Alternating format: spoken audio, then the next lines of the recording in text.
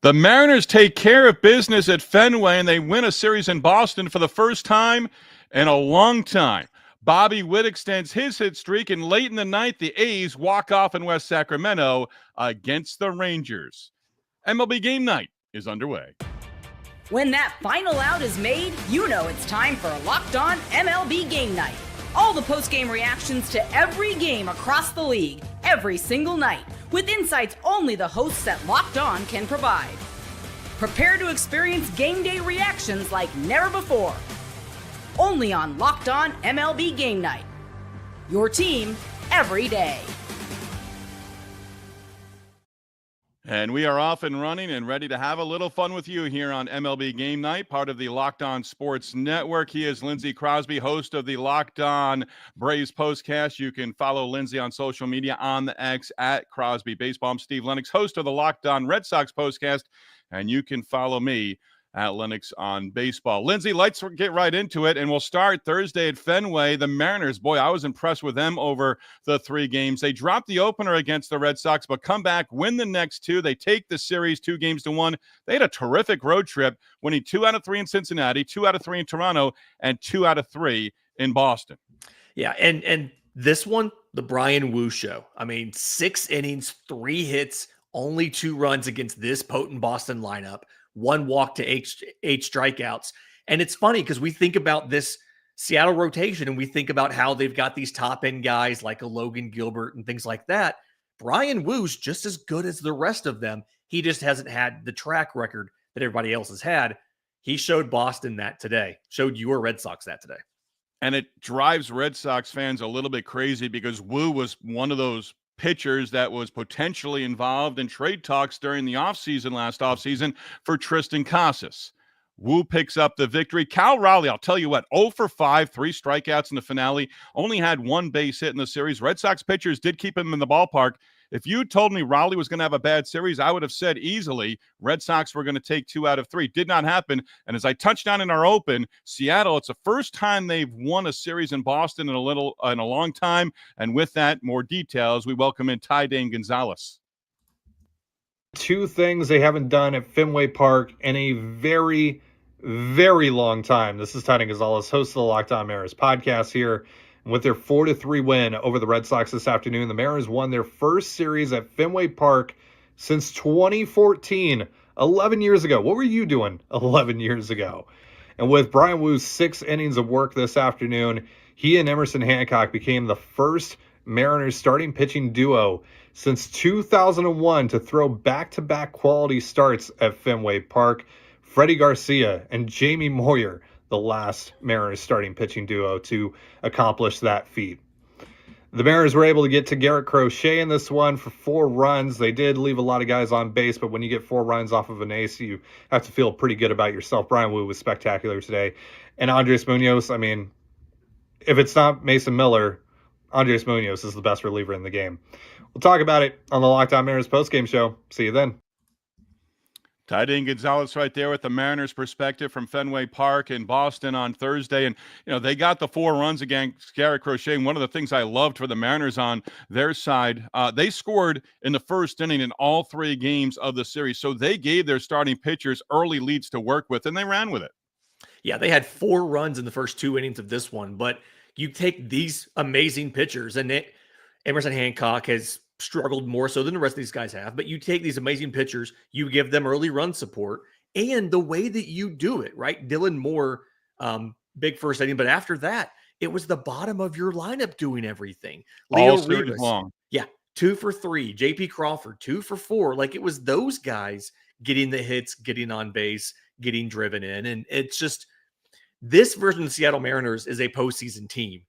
The question is, can they keep up this momentum when they go into their next series? Red Sox had an opportunity taking the series opener a couple of nights ago against the Mariners to have a real good homestand. Instead, they go 4-3, now on the road for the next 6. Let's hear the Red Sox perspective from Gabby, Locked On Red Sox. Is Garrett Crochet not a morning person? He struggled a lot today in the game against the Mariners, and it really makes you wonder. I'm Gabby from Locked On Red Sox, where the Red Sox just lost 4-3 against the Seattle Mariners and fell in the series 2-1. And my biggest thought on Garrett Crochet is that he's been really sharp up until this point. And there is this thing about day games, how with pitchers' routines being thrown off a little bit, that maybe they don't get as much of their pregame routine in as they would like to. And it really makes you wonder, does he struggle during day game starts? And I have all the faith in the world that he's going to bounce back. Just wasn't his day. His command was not all there.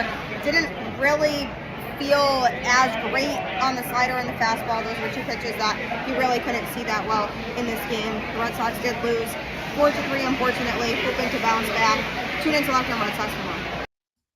One of the things also with the Red Sox lineup right now, Alex Bregman's hitting a ton. Jarren Duran has a little 11-game hit streak. But Rafael Devers, between those two guys, top of the lineup, he's struggling again. 0 in the finale, and I think 4 now for his last 43. Yeah, I mean, it's you've got to have more consistency than that. And you kind of look through this lineup, and it was feast or famine, right? Bregman 2 for 3, 2 RBI, and the run. Jarren Duran scores a run, but whole bottom of the lineup outside of Narvaez doesn't do anything. Devers doesn't do anything. Wilyer Abreu, Trevor Story. None of them really can figure out Bryan Woo in this one. And it's the opposite of what the Mariners did. The Mariners put the pressure on the Red Sox by scoring early, gave their pitcher a lead. Boston put the pressure on their pitcher to be perfect by being unable to really just make any dent in Seattle's pitching. Mariners back home to Seattle, 3 against the Marlins over the weekend, then 2 more against the Angels. Giants wrapping up their series against the Brewers in San Fran on Thursday. Giants take the finale 6-5. With that, take 3 of 4 in the series. Let's get the Giants' perspective as we say hello to Ben Kaspick. What a gritty comeback win for this Giants team, who are proving every day that they are a legitimately good team by doing things like taking 3 out of 4 against a good Brewers team. This is Ben Kaspick with the Locked On Giants podcast. Giants fell behind early. Landon Roop didn't have his best stuff, and the Giants were down 5-2, but Spencer Bivens came in and kept them in the game with a bullpen performance. Mike Yastrzemski homered. Matt Chapman homered a dead center that made it 5-4 when they were down 5-2. And then down 5-4 in the bottom of the 8th, a 2-run rally. Fitzgerald draws a walk. Wilmer Flores, who's been amazing, a pinch hit single. Mike Yastrzemski battled, put the ball in play, got Fitzgerald home on a ground ball. And then Willy Adames did the same. Battled and got the runner in from third. Really should be a sac fly. It was ruled no RBI, but the runner from third was going to score anyway. And then Camilo Doval shaky in the 9th, but Willy Adames leads a mound visit out there, and Doval gets through it. So the Giants are just proving every day they're a good team. They're 17-9, and we'll break it down on the next Locked On Giants, where it's your team every day. Steve, on the note of that bullpen, right? So, Roop 3 2/3 innings, 5 runs, 4 earned on 6 hits. But after that, 5 1/3 innings, 3 hits, 3 walks, but 5 strikeouts and no runs. Like, they weren't perfect. They gave the Brewers a couple opportunities, but the Brewers couldn't capitalize. The Giants come away with the win. Warms my heart, Ben says. Wilmer Flores, amazing at this point in the season. Hopefully he keeps it up. I saw on social media, Lindsay, Christian Yelich, there's video out there, audio of him as well. They had a long meeting after this game was over, and Pat Murphy was not happy with how they played defensively throughout the series. They were sloppy, and it cost them as they dropped 3 of 4. Yeah, I mean, this is a team that gets it done through high batting averages and on base, stealing bases, and playing good defense. And the margin for error for Milwaukee is so slim where they can't afford to lose any of those things. They didn't have the clutch hitting today. They go 1 for 9 with runners in scoring position. They didn't have the defense like they normally have. And even like they stole 2 bases, both those from Garrett Mitchell, but Bryce Terang, their best stolen base threat, gets caught stealing. So they just, maybe it's the end of a trip. They're a little sloppy, a little tired, but they didn't play normal Brewers baseball. And Christian Yelich wanted to make sure that they all knew this is unacceptable.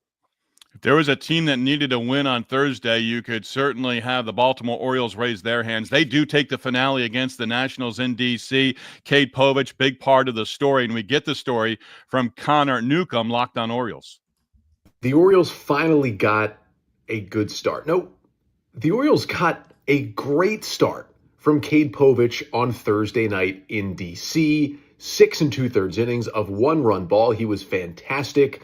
a kind of start the O's have been sorely missing, and it led to a 2-1 win over the Nationals. Hi, everybody. Connor Newcomb here, host of the Locked On Orioles podcast. And the O's were in danger of being swept by a bad Washington Nationals team, a terrible performance on Tuesday, better Wednesday, but they still lost. And listen, the offense didn't do much against Mackenzie Gore on Thursday, but Cade Povich outpitched his fellow young left-handed starter. He used the sweeper a lot. He pounded the strike zone. He only walked one. And the Orioles did enough. For the first time this year, they win a game scoring 4 or less runs. They can do it this way. Maybe they can get back on track.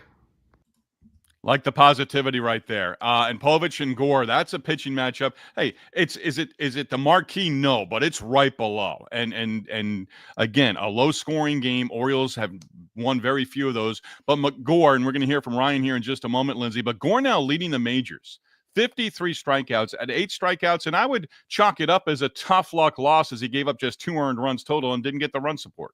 Yeah, I mean, this is something the Nationals had 1 extra base hit. They only had 5 hits in general. Just really kind of could not get things going at the plate. And then when they did get guys on, Alex Call gets picked off. Like, it's just nothing was working well. I mean, he was picked off at first base by a lefty in Povich, so maybe that was your fault for being a little too far away with a lefty on the mound. But just can't really, the Nationals can't seem to put it all together at the same time, right? They can get the offense from an Alex Wood and Dylan Cruz, or they can get the pitching. They just need to do it all at the same time. 11-14 now, 4th place in the East. Mention Ryan Clary, and Ryan provides us with a Nats recap. Davey, I just want to talk. This lineup thing that you've been switching nearly every single game is simply not working out at this point. James Wood hit a 430-foot home run leading off the game yesterday, his second leadoff home run of this season after batting leadoff, and you decide to take him out, and that was that. The Nats only scored 1 run tonight. Well, let's jump into that. I'm Ryan Clary from Locked On Nationals. The Nats lose 2-1 in the Game 3 of the Beltway Series and fail to get the sweep. But as we were saying, the Nationals offense only produced 1 run in tonight's ball game. I think it's because these guys simply are not used to batting where they are. They change the lineup every single night. Guys can't get comfortable, and I think that's why you're seeing a lackluster offense. But furthermore than that, the Nationals had Mackenzie Gore. He looked pretty damn good. We'll talk about that on tomorrow's Locked On Nationals. To his point, the most commonly used lineup for the Nationals this year has been used in 3 games. They keep moving it around every single game. And there's something to be said. Baseball players are routine-oriented guys. Something to be said for that consistency. And C.J. Abrams did return to the lineup. He's been out lately with a strained right hip flexor, went 0 for 4 at the plate. We'll break here. When we come back, we're going to get into the Rays, winning again in extras in the desert against the Diamondbacks, and the White Sox with a shutout win. Yes, it was rain-shortened, but it still counts in the standings as they took care of business against the Minnesota Twins at Target Field on Thursday. This is MLB Game Night.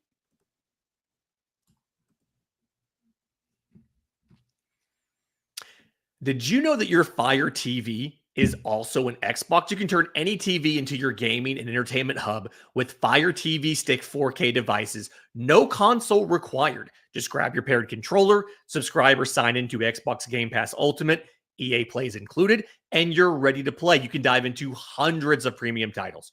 EA Sports College Football 25, Call of Duty Black Ops 6, Avowed. Just as easily as you stream your favorite TV shows, it's gaming made simple, and it's all on your Fire TV. It's a fraction of the cost of buying a console.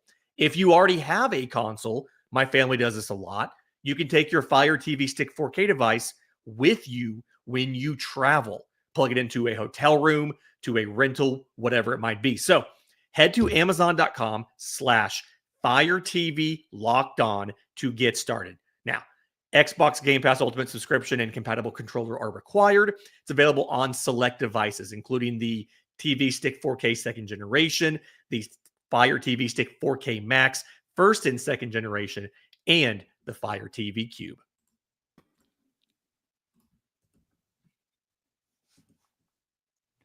All right, Lindsay, I'm not going to break down all 6 victories on the season for the Chicago White Sox, but I'll tell you this. 3 of the wins against the Red Sox and 2 by shutout against Minnesota, including Thursday in a rain-shortened game. Yeah, I mean, it's you like to see the White Sox get victories. They obviously don't win this series. Twins take this 2-1, but guys who were having tough seasons and needed hits got hits. Miguel Vargas, 1 for 3 with a walk and a home run. Lennon Sosa, 1 for 4 with a home run. Andrew Vaughn goes 2 for 4. I'm just happy for Shane Smith, though. Rule 5 pick, first pick in the Rule 5 draft, 5 scoreless innings, 1 walk, 7 strikeouts on 4 hits, gets his first win of his career, and didn't even have to wait through it and stress through an 8th and a 9th inning to do it. We haven't had a lot of them, but we get the winning perspective from Todd Welter. Wins have been hard to come by these days. Who cares if the game did not go a full 9 innings? Rain-shortened victory is still a win. And the White Sox also won because rookie pitcher Shane Smith was brilliant on the mound, and a swing adjustment might have straightened out to Miguel Vargas. Hello, I'm Todd Welter, host of Locked On White Sox. The White Sox beat the Twins 3-0 in a 7-inning rain-shortened game and snapped their 14-game losing streak in the Twin Cities. Smith continues to shine as the rookie threw 5 scoreless innings, allowed just 4 hits and walked 1, and his pitches are beyond nasty. They're like pro wrestling finishing moves. Vargas' adjustment at the plate is allowing him to get to the ball quickly, and he crushed his first home run of the season in the 6th, while it was Lennon Sosa showing off some power too, who got the Sox on the board first with a solo blast in the 2nd inning. Lindsay, Todd, and there's some of it, Gary lives and dies with the Pirates. Todd, I think we're learning, lives and dies with the White Sox, and it's going to be another tough season. But I appreciate the fact that he's excited there talking about a White Sox winner. I'm happy for him, honestly. It's just Yep. nice to hear the enthusiasm in his voice. And you heard him point out the Miguel Vargas swing change. Miguel Vargas was the main return when they sent Michael Kopech out west. And so being able to get something from a former top prospect of the Dodgers has to be appealing as the White Sox keep trying to rebuild. So we got Todd on the White Sox side, and the White Sox with a 3-0 victory and that long losing streak at Target Field. Let's get the other side of this one on the Twins side, and it's not really going well right now for Minnesota as well. And we've got Brandon. Sox hit a pair of home runs, and Shane Smith was downright nasty as the White Sox beat the Twins on a rain-soaked afternoon, 3-0 in 7 innings. This is Brandon Warren with your Locked On Twins post-game minute. The homers came from Lennon Sosa and Miguel Vargas, and usually solo home runs aren't going to beat you, but when Shane Smith is on the mound, the Twins offense goes 0 for 9 with runners in scoring position. That's not going to be great. And as Glenn Perkins pointed out, Smith has started to turn some of that whiff rate into strikeouts, and 7 strikeouts on the day for the Twins came on 3-2 counts. That's the most for the Twins offense in any game since at least 2000, and also tied for the most in any game in MLB this season. Chris Paddock battled through 99 pitches, 5 strikeouts, 4 walks, but again, the offense was the primary culprit. Twins now 0-12 in games where they score fewer than 4 runs. Only the Braves at 0-11 and Orioles also 0-12 are also winless in those contests. Next up, it's the Angels, expecting Pablo Lopez to come back to face the Angels and Kyle Hendricks at Target Field on Friday. We'll have full coverage. Locked On Twins. Look at Brandon throwing a little gut punch to you, Lindsay, with your Braves. That hurt a little bit, but I mean, he's right though. This was the offense's fault. 6 total hits, 5 of them are singles. Brooks League's the only member of the lineup who has multiple hits. He goes 2 for 3. They only walked twice, so it's 6 hits, 2 walks, 10 strikeouts. I mean, you struck out more than you got on base. That's just not a winning recipe against anybody, even a team as bad as the White Sox. Rays and Diamondbacks in Phoenix on Thursday, wrapping up their 3-game series. Lindsay, the Rays winning in 11-7-6 on Wednesday. They win in extra innings again. They win in 10-7-4 on Thursday. Junior Caminero, RBI double in the 10th inning. I was listening to my guys, Andy Fried and Neil Solondz on the Tampa Bay Rays radio, and Morel's at the plate. They're in front in the top of the 10th inning. Neil says, a little insurance wouldn't hurt. Boom. The clairvoyant one, Morel 2-run home run. And the bullpens were a big story in this one. And Corbin Burns was in line for a victory, didn't get it.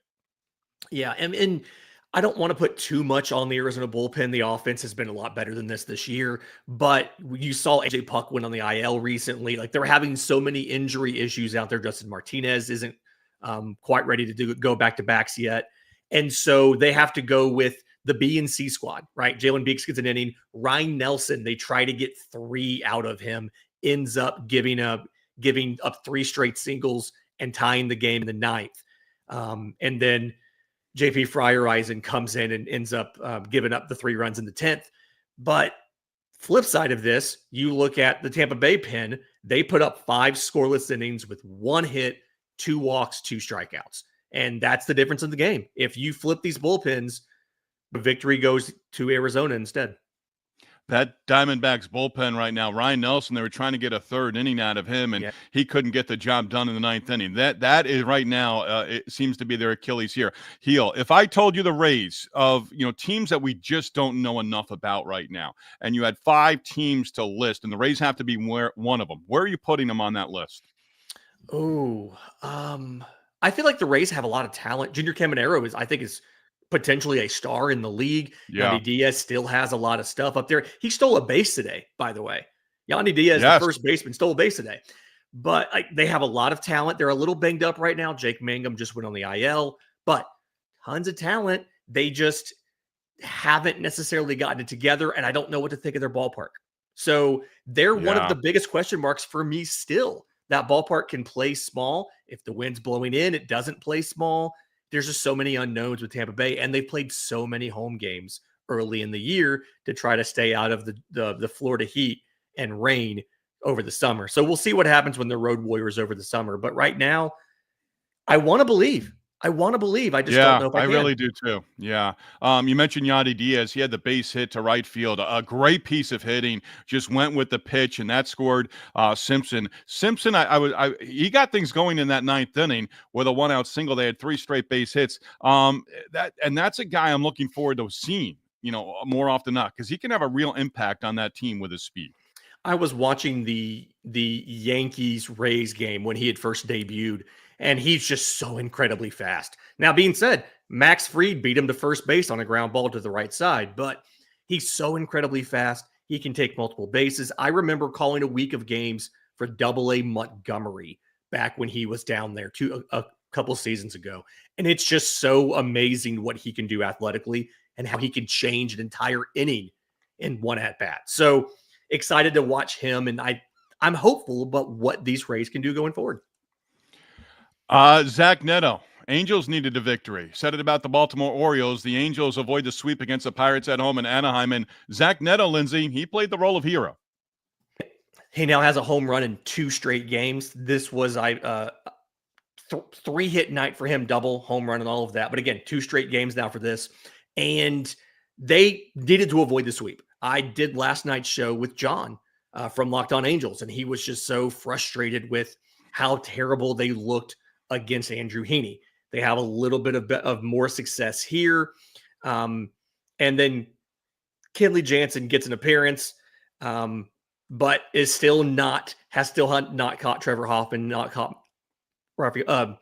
He's not catching those guys. Yeah, he's not catching them, but he's getting up there on the list, right?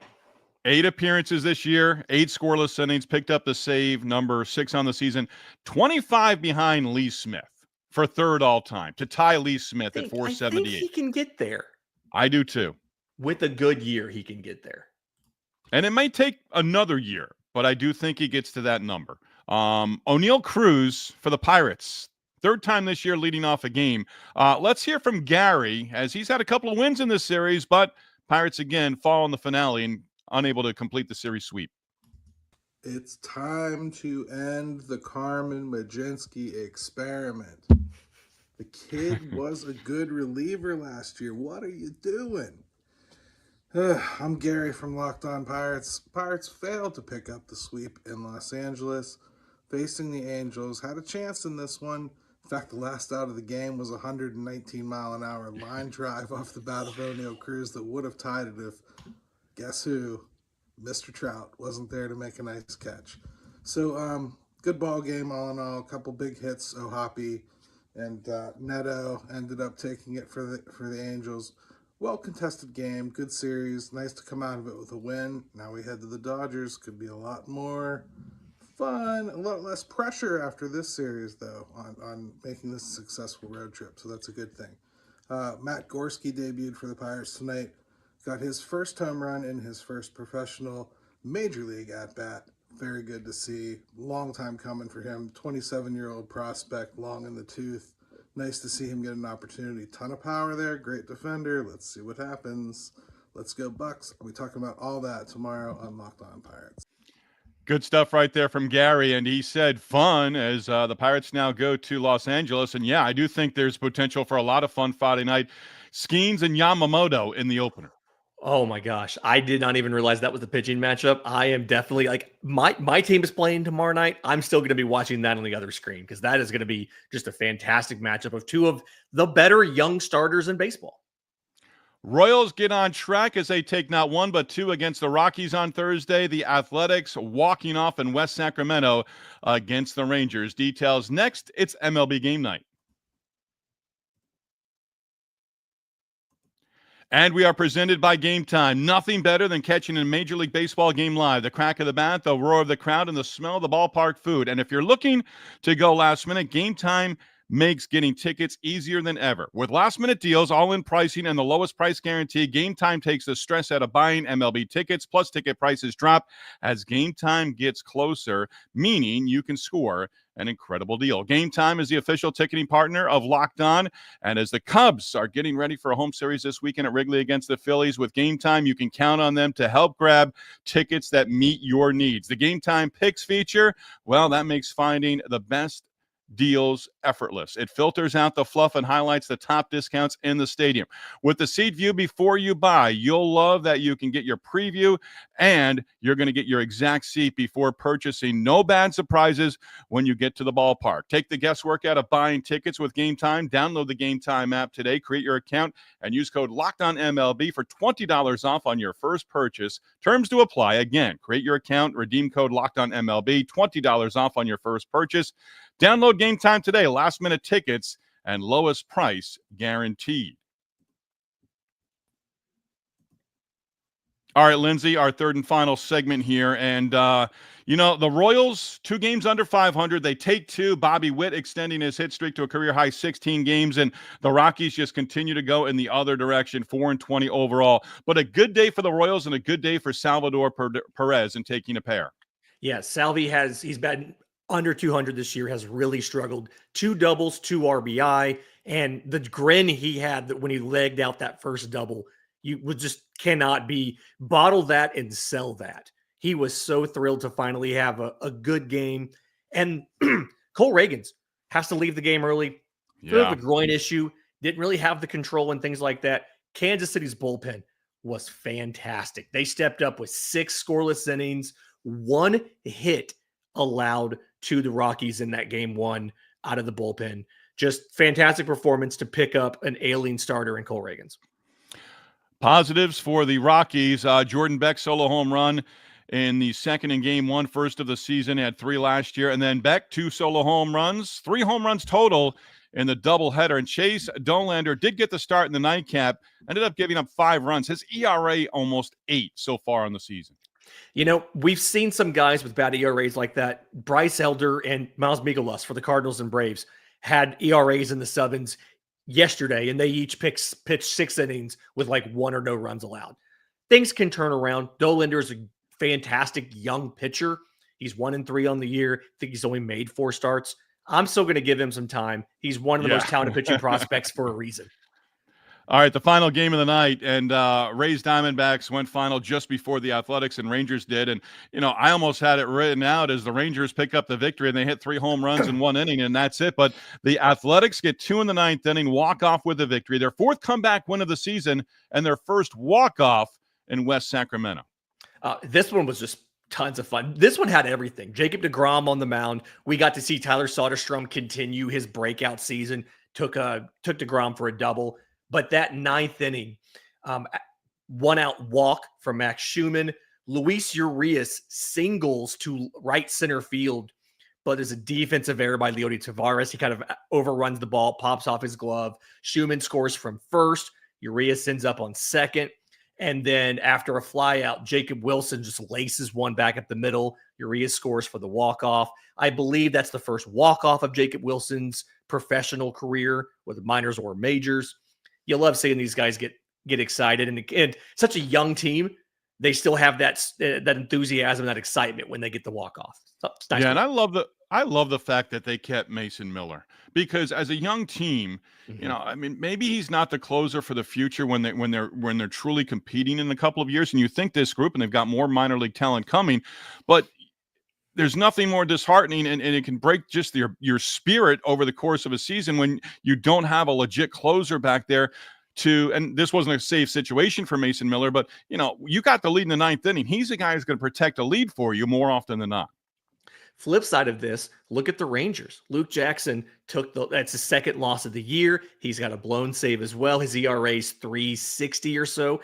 This is a guy that Atlanta took out of the closer role 3 or 4 years ago, and he's on his third or fourth different team since then. It's kind of maybe starting to look like you should have picked up the Kirby Yates option or brought Kirby Yates back simply, or maybe bring back David Robertson to be a closer, simply because there's just not anybody right now that you trust in the back end of that Texas pen.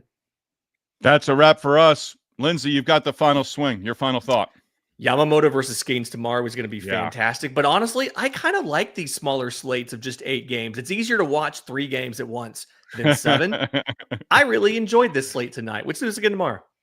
We are going to we're going to ask Major League Baseball to create the schedules going forward for 2026 and beyond. Hey, be sure to tell your friends all about us. Subscribe to the Locked On MLB YouTube channel. Also subscribe and give us a 5-star rating wherever you get your audio podcasts as well. MLB Game Night, part of the Locked On Sports Network, and available wherever you get your podcasts. We're back at it Friday night, early Saturday morning if you're on the East Coast.